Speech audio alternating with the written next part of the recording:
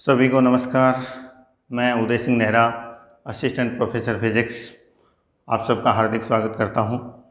आज हमारा चर्चा का विषय रहेगा स्कूल लेक्चरर फिजिक्स की तैयारी कैसे करें। इन दिनों बड़ी चर्चा है कि दीपावली के आसपास फर्स्ट ग्रेड और सेकंड ग्रेड दोनों की भर्ती के विज्ञापन जारी होने वाले हैं। जो भी अभ्यर्थी फिजिक्स से स्कूल लेक्चरर बनने का सपना देख रहे हैं वो बिना इस बात की परवाह किए कि विज्ञापन दीपावली से पहले जारी होगा या बाद में जारी होगा, अभी से अपनी तैयारी शुरू कर दें, क्योंकि फिजिक्स में सिलेबस काफ़ी लेंदी है और बहुत सारे अभ्यर्थी तैयारी शुरू कर भी चुके हैं। मेरे पास इन दिनों बहुत सारे फ़ोन कॉल और व्हाट्सएप मैसेजेस मुझे प्राप्त हुए। बहुत सारी क्वेरी आप सब लोगों की थी। उन्हीं सब क्वेरीज के समाधान के रूप में ये वीडियो आज रिकॉर्ड किया जा रहा है।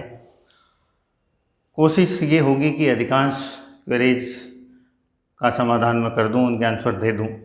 फिर भी यदि कुछ क्वेरीज आपकी रह जाएं तो ये मेरे व्हाट्सएप नंबर है 9636437761। आप इस पर अपना मैसेज छोड़ सकते हैं। हालांकि मेरी कोशिश ये रहेगी 99% आपकी कोई क्वेरी बचेगी नहीं, सारी बातें हम डिस्कस कर लेंगे। 2 पेपर होते हैं। पेपर फर्स्ट जो जीके से संबंधित होता है और पेपर सेकंड जो सब्जेक्ट से संबंधित होता है। तो पेपर सेकंड फिजिक्स की हम बात करते हैं। सबसे पहले पैटर्न की बात करें, टोटल मिलाकर 150 क्वेश्चंस आते हैं जो 3 घंटे में करने होते हैं।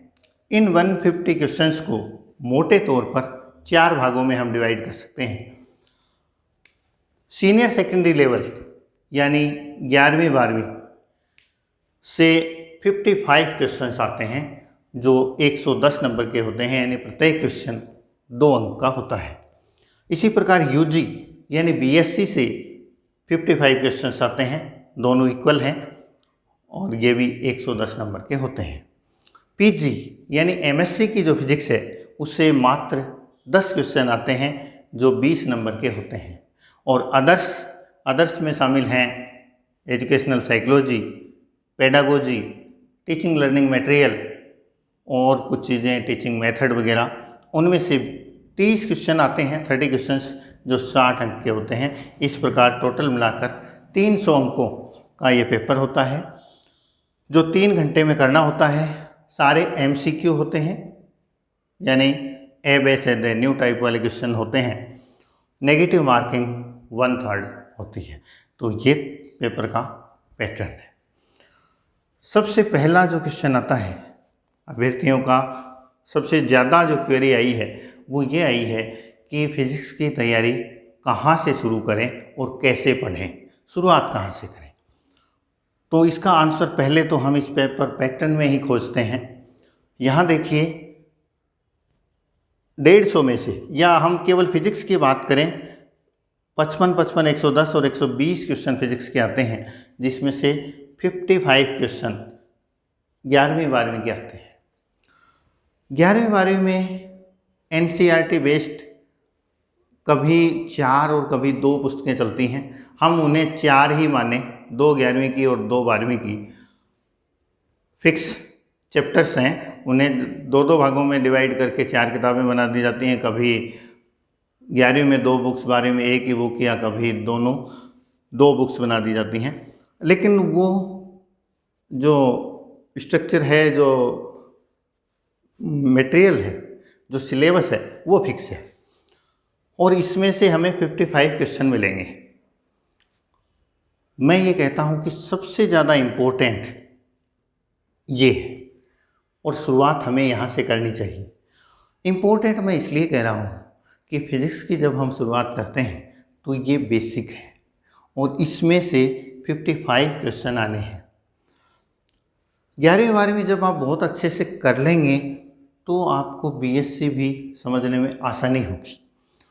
तो ये जो 55 क्वेश्चन हैं ये बेस हैं और सबसे ज़्यादा फोकस करने वाला एरिया सिलेबस का ये है।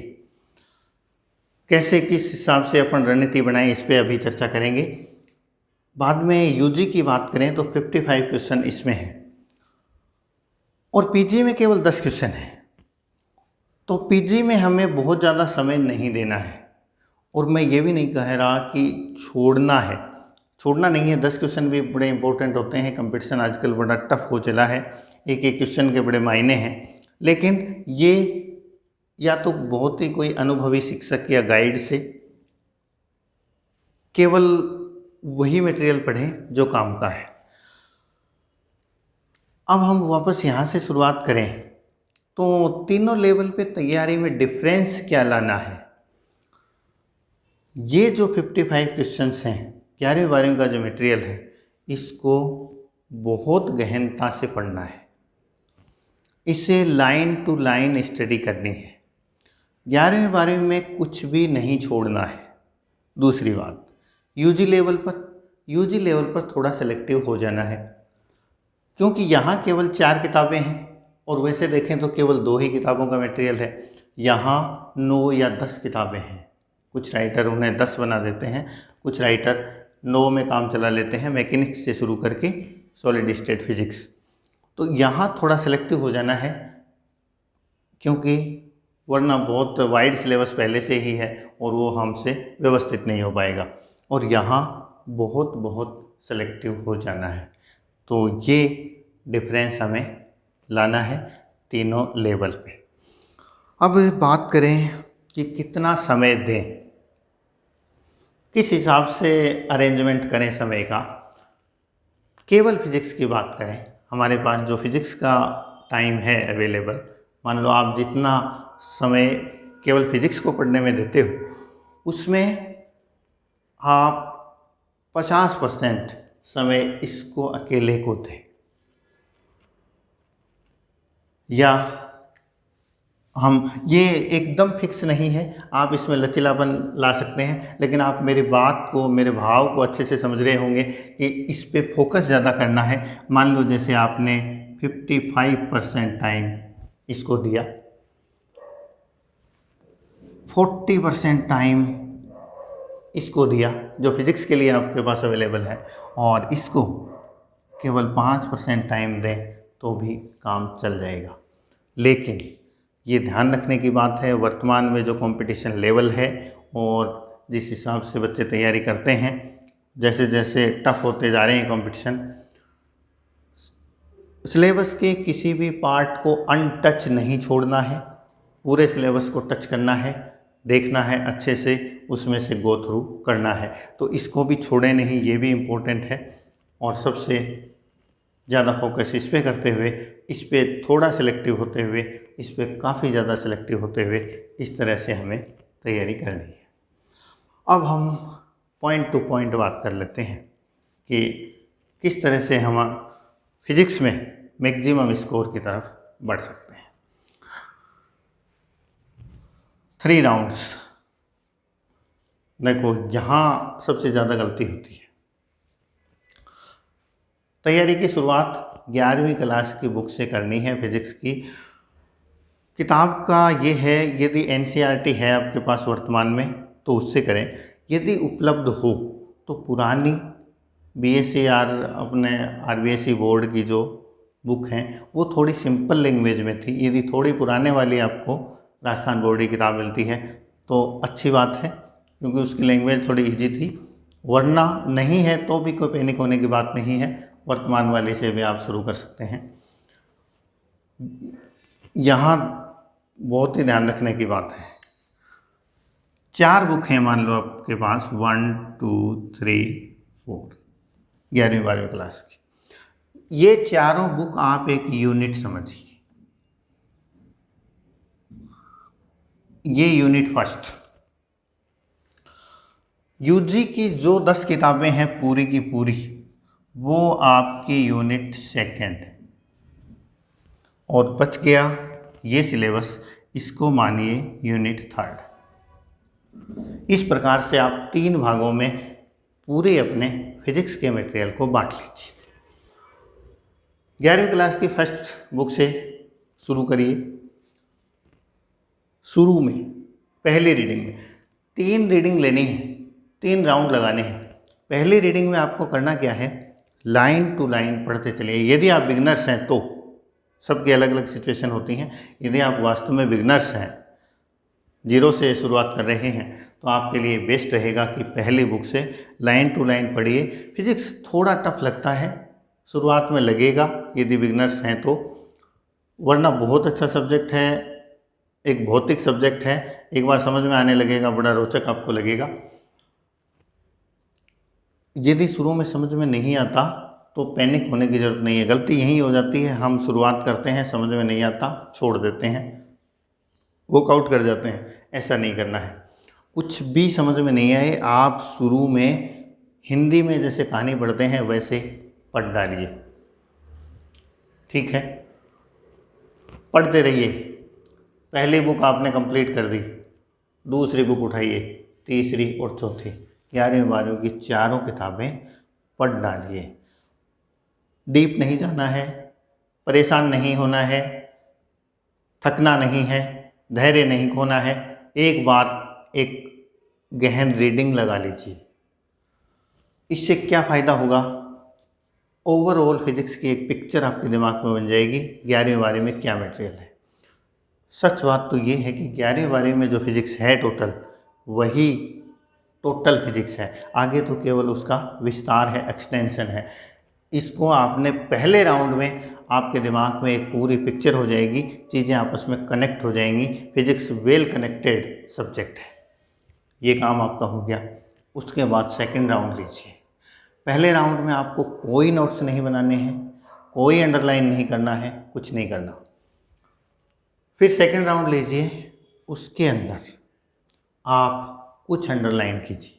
अब आपको क्या पता चलेगा कि कौन सी चीज़ इंपॉर्टेंट है, इसे अंडरलाइन करना है। इसके लिए आप एक काम करेंगे, इसके लिए बीच में, फर्स्ट राउंड के बीच में जब भी कभी आपको टाइम मिले, आरपीएससी की साइट पे जाइए। वहाँ पहले जो एग्ज़ाम हुई हैं फर्स्ट ग्रेड फिजिक्स की, उसके ओल्ड पेपर्स आपको मिल जाएंगे और आंसर की भी मिल जाएंगी। ओल्ड पेपर डाउनलोड करिए और उनकी हार्ड कॉपी निकाल लीजिए। और इस पहली रीडिंग के बीच में किसी एक दिन एक पेपर उठाइए और उसके पूरे क्वेश्चन देख लीजिए। आंसर की को साथ रख लीजिए। शुरू में हो सकता है आपको वो क्वेश्चन नहीं आएंगे, या उनमें से कुछ क्वेश्चन ही आए, सारे नहीं आएंगे। आंसर की साथ रखिए, उनको टिक कर लीजिए और पूरा क्वेश्चन पेपर देख लीजिए। अब आप सेकंड राउंड जब लेंगे तो आपको ये फ़ायदा होगा, ये पता चल जाएगा पहले कि कैसे क्वेश्चन फ्रेम होते हैं, क्या उनका पैटर्न है, उनके ऑप्शन किस तरह के होते हैं, कौन सी चीज़ें इंपॉर्टेंट हैं। तो वहाँ से आपको दिमाग में एक पिक्चर तो बन ही चुकी है और चीज़ें कहाँ से कैसे पूछी जाती हैं ये पता चलना शुरू हो जाएगा। तो सेकंड राउंड में आप अंडरलाइन कीजिए वो चीज़ें जो फर्स्ट राउंड में आपके बिल्कुल समझ में नहीं आई थी, सेकंड राउंड में आपके समझ में आ रही हैं कि हाँ ये क्वेश्चन मैंने देखा था, इस तरह का क्वेश्चन आया था, ये चीज़ें इंपॉर्टेंट हैं। जो शॉर्ट वेल नोन जो फैक्ट हैं उनको आप अंडरलाइन कर लीजिए। ये चीज़ होगी। ये सेकंड राउंड कंप्लीट करिए। साथ साथ जब भी आपको टाइम मिले, जितने भी पेपर आपके पास अवेलेबल हैं वो बीच बीच में एक एक दिन देख लीजिए। उससे आपको कंप्लीट पेपर के पैटर्न का पता चल जाएगा, कौन सी चीज़ें, कौन से फैक्ट इंपॉर्टेंट है वो पता चल जाएगा। और उसके साथ आप उन चीज़ों को अंडरलाइन करिए जो इंपॉर्टेंट लगी। अब आइए थर्ड राउंड में। थर्ड राउंड जब आप शुरू करेंगे तो बिल्कुल आप हैबिचुअल हो चुके होंगे और फिज़िक्स आपको काफ़ी अच्छी लगने लगेगी और इसमें परेशान होने वाली बात नहीं है बिल्कुल भी। यदि फर्स्ट राउंड में आपको मान लो 2 महीने लग गए, एक बात है, तो सेकंड राउंड में आपको 1 महीना ही लगेगा और थर्ड राउंड में आपको 15 दिन भी नहीं लगेंगे। थर्ड राउंड में आप उन चीज़ों के नोट्स बनाइए जो पहले दोनों राउंड में आपको समझ में नहीं आई थी या याद नहीं हुई थी या बहुत ज़्यादा इम्पोर्टेंट आपको लग रही हैं। उनके शॉर्ट नोट्स बनाइए as a flow chart, simple short hand written आपकी खुद की राइटिंग में वो नोट्स शॉर्ट एंड कंसाइज वो तैयार कर लीजिए। यकीन मानिए जब ये तीसरा राउंड आप पूरा करेंगे तो 11वीं 12वीं की फिजिक्स आपको बहुत अच्छी लगने लगेगी, बहुत अच्छे से आपके समझ में आ चुकी होंगी और आपके पास शॉर्ट कंसाइज नोट्स होंगे और वो ऐसे नोट्स होंगे कि परीक्षा से 2 दिन पहले भी आप उनको पढ़ लेंगे तो आपको ऐसे लगेगा कि मैंने पूरी 11वीं 12वीं की फिजिक्स रिवाइज कर ली है। ये तरीका है शुरुआत करने का। यहाँ से सेम इस चीज़ को फॉलो करते हुए आपकी जो यूजी की फिजिक्स है, जो बीएससी की फिजिक्स है, उसमें प्रवेश कीजिए। यहाँ आपको सिलेक्टिव होना है। यहाँ या तो बहुत अच्छा रहे कि आप किसी बहुत अनुभवी गाइड से कोचिंग ले लें, जिससे आपको ये पता चल जाएगा कि कौन कौन सी चीज़ें, अब सिलेक्टिव कहाँ होना है, कौन कौन सी चीज़ें इंपॉर्टेंट हैं। या आप सिलेबस की हार्ड कॉपी हमेशा साथ रखें, उसमें बड़े अच्छे से देखें जो अपने टॉपिक हैं, टॉपिक वाइज चीज़ों को। अब टॉपिक का मतलब ये है कि टॉपिक है वो पूरा एक चैप्टर भी हो सकता है, वो पूरी एक यूनिट भी हो सकती है, उसको पूरे को देखें। और उसके यहाँ मैं ये रिकमेंड करूँगा थोड़ा कि यूजी में ज़रूर आप किसी अनुभवी गाइड से कोचिंग ले लें। बिना कोचिंग के सब कुछ संभव है, सब हो सकता है, लेकिन उसमें मेहनत ज़्यादा लगती है और समय ज़्यादा लगता है। बिना कोचिंग के संभव नहीं होता तो मैं आपके सामने आज लेक्चर नहीं दे रहा होता, लेकिन उसमें ये बड़ा श्रम साध्य काम है। तो ज़्यादा अच्छा होगा यदि कुछ अनुभवी गाइड की आपको कोचिंग मिल जाए, उनका सानिध्य मिल जाए तो बड़ा अच्छा होगा। तो उससे सेलेक्टिव होकर उन चीज़ों से बिल्कुल इसी प्रकार से आप 3 राउंड लें और तीसरे राउंड में नोट्स बना लें। यूजी में अब आपको कम जोर आएगा, ज़्यादा आपको रुचि उत्पन्न होगी, क्योंकि आप फिजिक्स को ओवरऑल तो पढ़ चुके हैं। 11वीं 12वीं की फिजिक्स आप पहले ही पढ़ चुके हैं, उन्हीं चीज़ों का एक्सटेंशन है। ज़्यादा इजी लगेगा और बहुत आसानी से आप उसमें गो थ्रू कर सकेंगे और लास्ट राउंड में आप नोट्स तैयार कर लेंगे।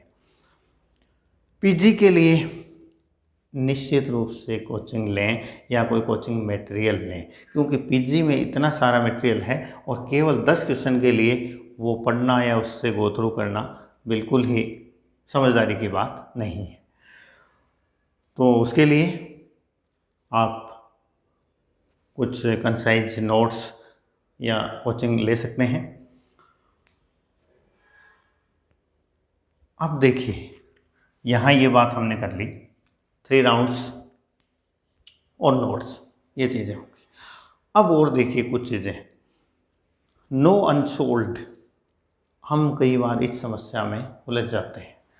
जैसे 11वीं 12वीं से आपने शुरुआत की, पहला चैप्टर आपने अच्छे से कर लिया, सोल्ड न्यूमेरिकल करने हैं, चाहे यूजी हो चाहे पीजी हो, सोल्ड न्यूमेरिकल एक भी नहीं छोड़ना है, लेकिन अनसोल्ड न्यूमेरिकल को हाथ भी नहीं लगाना है। बहुत सारे कैंडिडेट ये गलती करते हैं कि अनसोल्ड न्यूमेरिकल से पंगा लेते हैं और इतने सारे अनसोल्ड न्यूमेरिकल बुक के पीछे दिए हुए होते हैं, उनमें हम लग जाएं तो बहुत सारा समय ज़ाया हो जाता है और वो पेपर में बिल्कुल नहीं आते हैं। पेपर सेटर हैं वो भी सोल्ड न्यूमेरिकल ही उठाते हैं या उनसे संबंधित, तो अनसोल्ड न्यूमेरिकल में समय और श्रम बर्बाद ना करें। ओल्ड पेपर्स की बात हमने कर ही ली, ओल्ड पेपर्स बहुत इम्पोर्टेंट हैं। आप ऐसा भी कर सकते हैं कि शुरुआत करने से पहले ही कम से कम एक अनसोल्ड पेपर ज़रूर देख लें, जिससे आपको पेपर पैटर्न का आइडिया हो जाएगा, ऑप्शंस का आइडिया हो जाएगा, चीज़ें क्या इंपॉर्टेंट हैं, कहाँ से क्वेश्चन बनते हैं, कैसे क्वेश्चन फ्रेम होते हैं, वो सारी चीज़ें पता चल जाएंगी। This is very important topic. Study but not research. ये शुरुआत से ही गलती कर देते हैं। कई बार हम जब पहले चैप्टर से ही शुरू करते हैं तो हम पहले दिन ही उसको पूरा कंप्लीट समझ लेना चाहते हैं, समझ में आता नहीं। पहले दिन फिजिक्स इतनी आसान है नहीं कि वो समझ में आ जाए और हम फिजिक्स से हार मान लेते हैं और हार कर बैठ जाते हैं। ध्यान रखें, हमें कंपटीशन की तैयारी करनी है, हम पीएचडी नहीं कर रहे हैं। और पीएचडी एक टॉपिक में होती है, पूरी फिजिक्स में पीएचडी किसी ने आज तक की नहीं है। तो स्टडी करें, कहीं भी, ये पूरी तैयारी के दौरान एक बहुत महत्वपूर्ण पॉइंट है। आप प्रयास करें 1 बार 2 बार 3 बार, जब अच्छी तैयारी हो जाए तो भी, लेकिन किसी चीज़ में उलझ के नहीं बैठें, टाइम बर्बाद न करें, समय बहुत कीमती है। यदि आपके एक बार कोई समस्या समझ में नहीं आई, आगे बढ़ जाइए। पूरी फिजिक्स कनेक्टेड है, ये बहुत हद तक संभव है कि वापस आप जब उसको देखेंगे कुछ समय बाद तो वो आपके समझ में आ जाए, क्योंकि आगे आपका नॉलेज का लेवल है वो बढ़ता जा रहा है, या उसका समाधान ही कहीं मिल जाए आगे, या फिर भी संभव नहीं है तो कोई अनुभवी गाइड से, किसी साथी से उसका समाधान निकल आएगा। लेकिन किसी एक छोटी सी चीज़ को लेके आप 2 दिन खराब कर दें या 3 घंटे खराब कर दें, ये बिल्कुल भी समझदारी नहीं है। तो स्टडी करें, स्मार्ट स्टडी करें, लगातार आगे बढ़ते रहें, रिसर्च करने की ना सोचें, यही है टाइम मैनेजमेंट। समय की कीमत को जानें। कोचिंग की बात आती है, ये बड़ा इम्पोर्टेंट पॉइंट है कि कोचिंग की जाए या नहीं की जाए। देखो, सबसे पहले तो मैं ये बता दूं कि केवल कोचिंग ही जरिया नहीं है सिलेक्शन का। कोई ये कहे कि कोचिंग अनिवार्य शर्त है तो ऐसा तो बिल्कुल भी नहीं है, लेकिन कोचिंग से कुछ चीज़ें आसान हो जाती हैं। जो काम आप सेल्फ स्टडी करके बिना किसी गाइडेंस के 2 साल में करें, वो काम कोचिंग से 12 महीने में या 6 महीने में भी हो सकता है। उससे गाइडेंस मिल जाता है, एक रास्ता मिल जाता है, अन्यथा वो रास्ता हमें खुद परेशान होकर खोजना पड़ता है। तो यदि कोई अच्छी कोचिंग, अच्छे अनुभवी टीचर का गाइडेंस आपको मिलता है तो ले लेना चाहिए। लेकिन कोचिंग में कुछ चीज़ें बड़ी ध्यान रखने वाली हैं।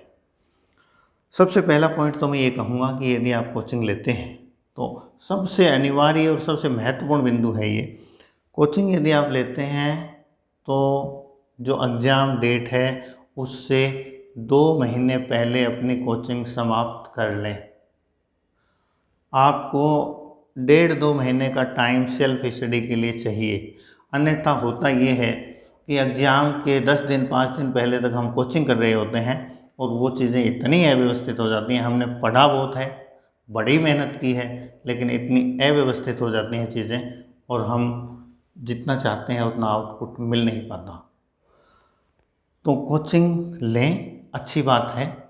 कोचिंग से बहुत सारी चीज़ें आसान हो जाती हैं। सेलेक्टिव कहाँ होना है आपको, कौन सी चीज़ें इंपॉर्टेंट हैं, फ़ायदा होता है।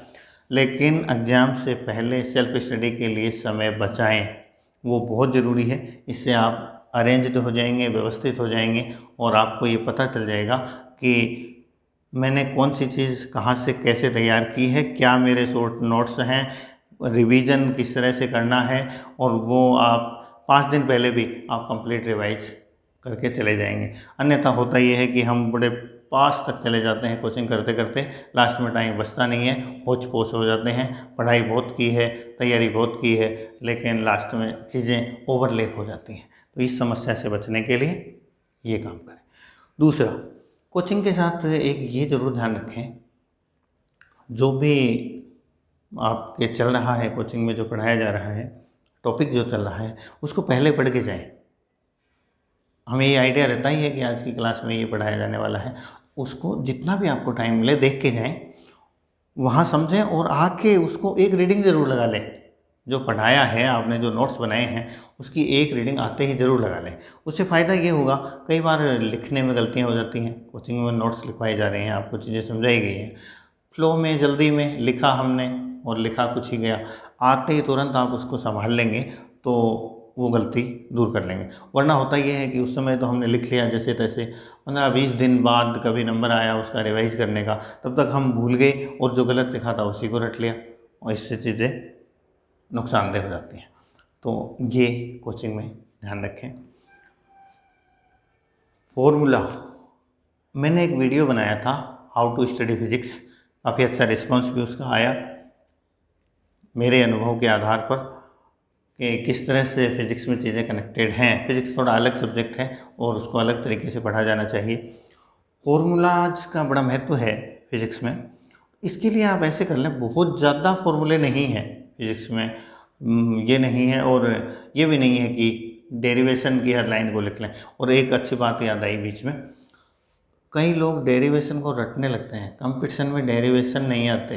ये ऑब्जेक्टिव टाइप एग्जाम है, ये ध्यान रखें कि डेरिवेशन में कोई खास बीच में कुछ इस तरह का कोई टर्म आई है, कुछ इम्पोर्टेंट कोई रिजल्ट आया है, आप उसको याद कर लें। यहाँ डिस्क्रिप्टिव एग्जाम नहीं होने वाला है, आप डेरिवेशन रट के ना जाएं, इसमें समय ख़राब ना करें। तो एक फॉर्मूला बुकलेट बना लें और उसमें जो इम्पोर्टेंट फॉर्मूले हैं वो लिख लें, और उनको जब भी आपको समय मिले आप दोहराते रहें। वो बहुत यूजफुल साबित होगी और बहुत लंबे चौड़े नहीं है। जैसे कि मैंने बताया कि डेरिवेशन का हर स्टेप ही आप फॉर्मूले के रूप में लिख लेंगे, वो गलत बात है। इम्पोर्टेंट रिजल्ट्स, फाइनल जो रिजल्ट होते हैं, फेमस जो रिजल्ट हैं, फेमस जो फॉर्मूले हैं, वो बहुत लंबा चौड़ा काम नहीं होगा। शुरू से 11वीं 12वीं और यूजी और कुछ इम्पोर्टेंट पीजी के फॉर्मूले हों तो उनकी एक बुकलेट बना लीजिए, और जब भी आपको टाइम मिले, खाली हो, कुछ लेजर टाइम हो, तो एक नज़र दौड़ा लें। बार बार उनको नज़र दौड़ा लेंगे तो वो याद हो जाएंगे। और आप देखना, बहुत सारे तो फॉर्मूले वो रिजल्ट ही तो होते हैं, वो डायरेक्ट एग्जाम में पूछे जाते हैं। लास्ट में 3 चीज़ें बड़ी इम्पोर्टेंट हैं। कितनी भी अच्छी तैयारी कर लें, कितनी भी अच्छी कोचिंग से पढ़ लें, कितनी भी ज़्यादा मेहनत आप कर लें, यदि आप अरेंज्ड नहीं रहेंगे, एक मैनेज्ड वे में चीज़ों को नहीं रखेंगे, एक सिस्टमेटिक ढंग से तैयारी नहीं करेंगे, तो आउटपुट उतना नहीं मिलेगा जितना मिलना चाहिए। तो अपनी तैयारी को व्यवस्थित रखें, एक टाइम टेबल रखें, अपने आप को टेस्ट करते रहें समय समय पर। ये अपने आप को एक चेकलिस्ट के रूप में अपने आप को चेक करते रहें कि मैंने कितना कर लिया है, कितना बाकी है, कौन सी चीज़ मैं कहाँ से कर रहा हूँ। और ये यदि आप सिस्टमेटिक वे अपनाते हैं, शॉर्ट नोट्स भी आप बनाते हैं लास्ट में, तो चीज़ें अपने आप अरेंज हो जाएंगी। और तैयारी में सबसे मेन पॉइंट है ये कि आप जितना ज़्यादा व्यवस्थित रहेंगे उतना ही ज़्यादा पेपर को अच्छे से मैनेज कर पाएंगे, टाइम मैनेजमेंट वहाँ अच्छा होगा, आप ज़्यादा कॉन्फिडेंट होंगे और ज़्यादा अच्छा रिजल्ट आएगा। तो अरेंज, कॉन्फिडेंट इसके साथ ही जुड़ा हुआ पॉइंट है। जितने ज़्यादा अरेंज आप रहेंगे उतना ही ज़्यादा कॉन्फिडेंस आप में आएगा। कॉन्फिडेंस के लिए दूसरा पॉइंट ये है कि मेहनत, तो मेहनत का कोई विकल्प नहीं है, शॉर्टकट कुछ नहीं है।